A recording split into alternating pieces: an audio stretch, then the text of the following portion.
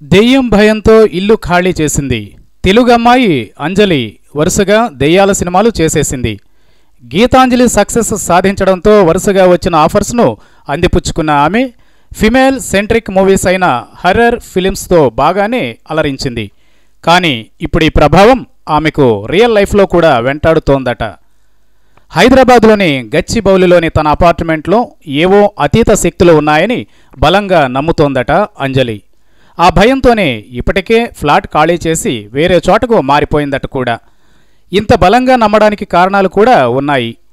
రాత్రిపూట ఇంటి చుట్టూ విపరీతంగా పిల్లులు తిరగడం, అర్ధరాత్రిపూట విచిత్రమైన శబ్దాలు రావడం వంటివి కొన్ని నెలలుగా జరుగుతున్నాయట.